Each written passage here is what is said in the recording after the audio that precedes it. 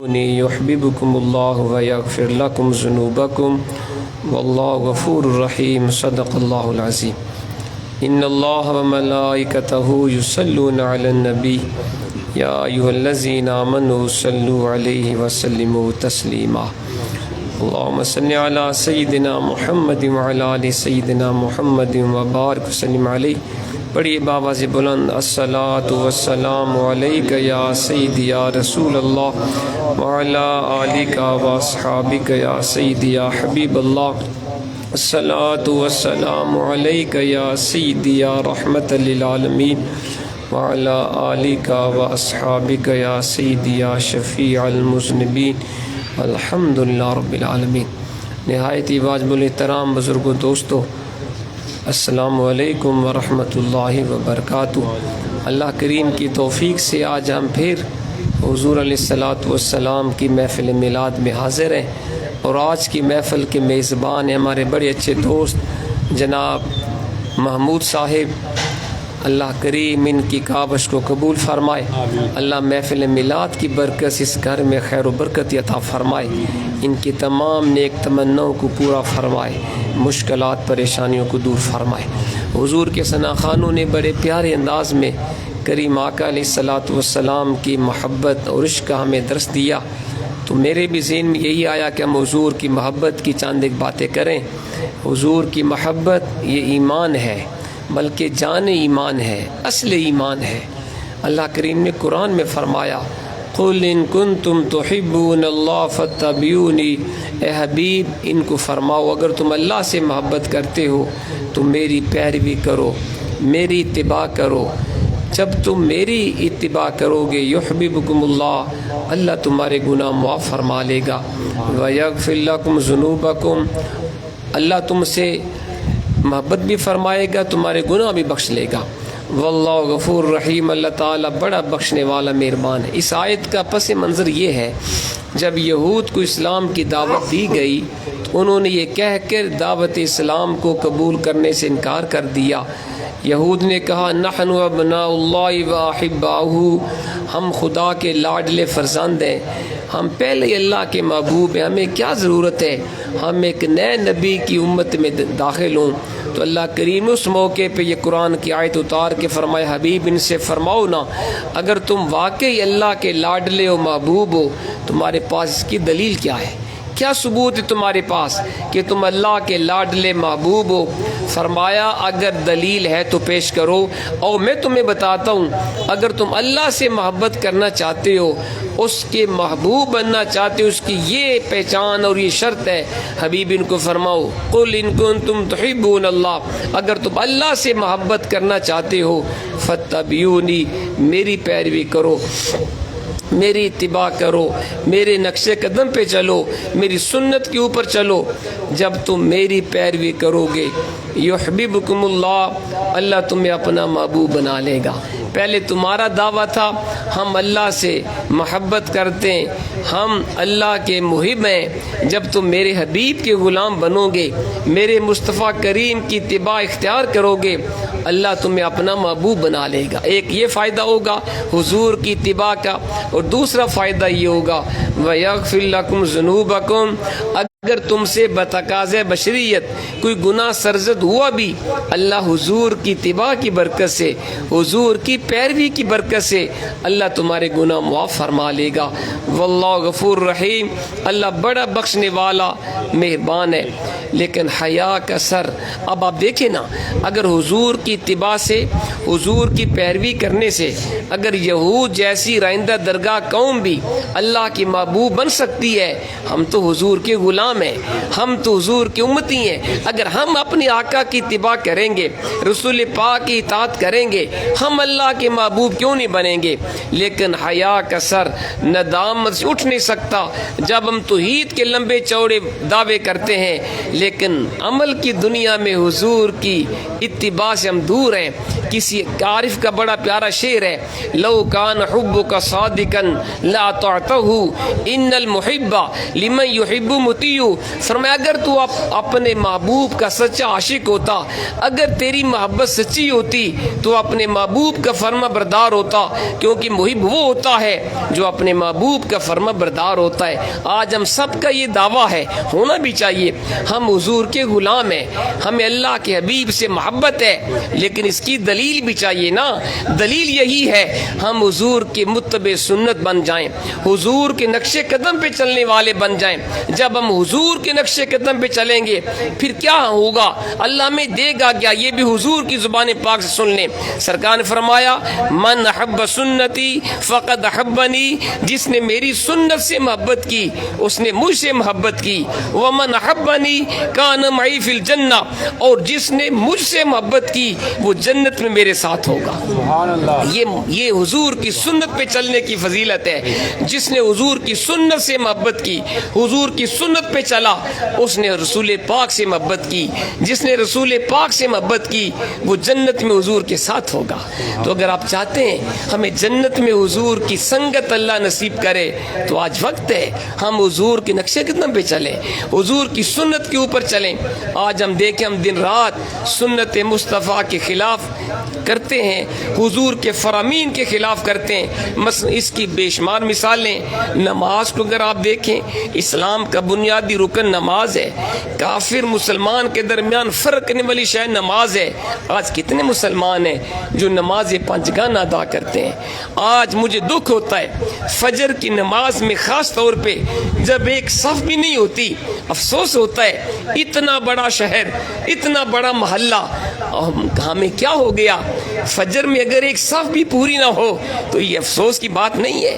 آپ ساری رات بھی نعت خوانیاں کرتے رہیں، محفل میں شریک رہیں، اگر فجر کی نماز آپ نے چھوڑ دی ساری رات آپ کا جاگنا ضائع ہو گیا۔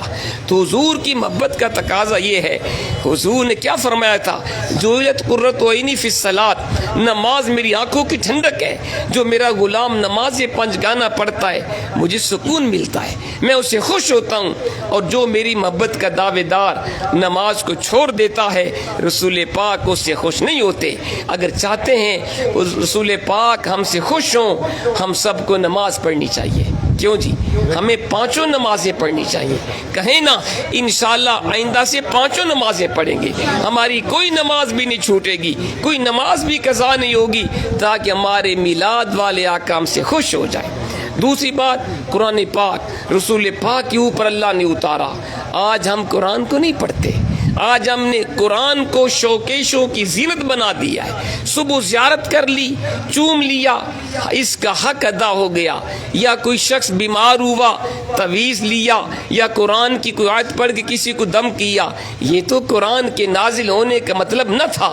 بچیوں کو ہم قرآن نہیں پڑھاتے، لیکن جہیز کے اندر جب بچی کی شادی کرتے ہیں، خوبصورت غلاف اپنی بچی کو تحفے میں دیتے، اس کے سر کے اوپر بار کے اسے دیتے ہیں۔ وہ بچی بھی اتنی اچھی ہوتی ہے، وہ بھی اپنے گھر میں قرآن کھولتی نہیں ہے، وہ بھی قرآن پڑھتی نہیں ہے، وہ بھی قرآن کو شوکیس کے اندر سجا کے رکھتی ہے۔ جب آپ نے پڑھائے نہیں بچی کو قرآن، وہ بچی کیسے قرآن پڑھے گی؟ ہمارا المیہ کیا ہے؟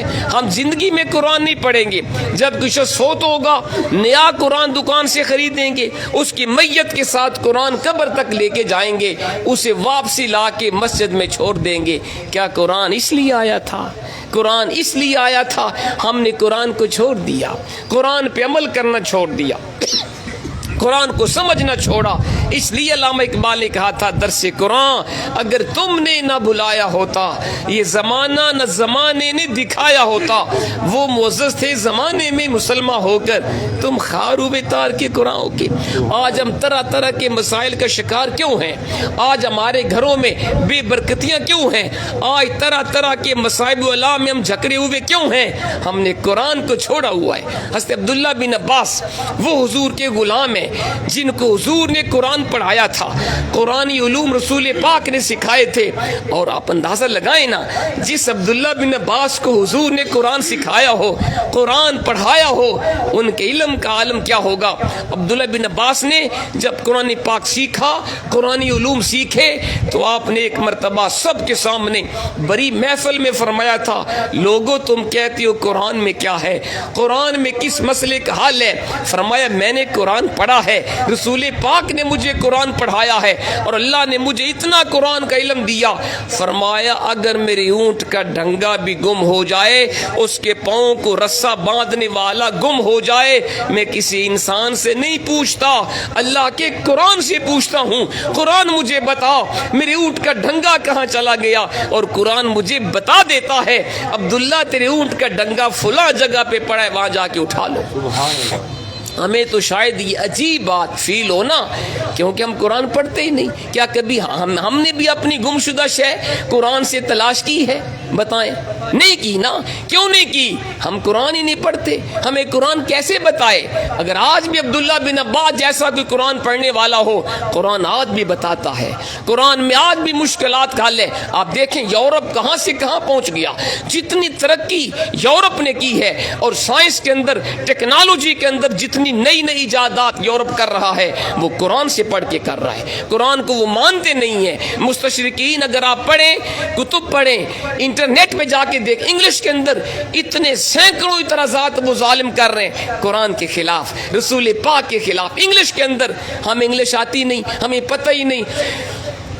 علماء میں سے بھی اکثر کو جن کو انگلش نہیں آتی ان کو نہیں پتا وہ اسلام کے خلاف کیا زہر پھیلا رہے ہیں. ہم آپس میں دست بگریباں ہیں, ایک دوسرے کے اوپر کفر شرک کے فتوے لگا رہے ہیں. وہ ظالم ہمارے قرآن کے خلاف زہر پھیلا رہے ہیں, رسول پاک کی ذات کے اوپر وہ حملے کر رہے ہیں. لیکن ہم نے قرآن کو چھوڑا ہوا ہے. وہ قرآن کو مانتے نہیں, لیکن قرآن کو پڑھ کے ریسرچ کر کے وہ نئی نئی چیزیں پیش کر رہے ہیں. ذات محترم لوٹ آئیے اپنے ماضی کی طرف.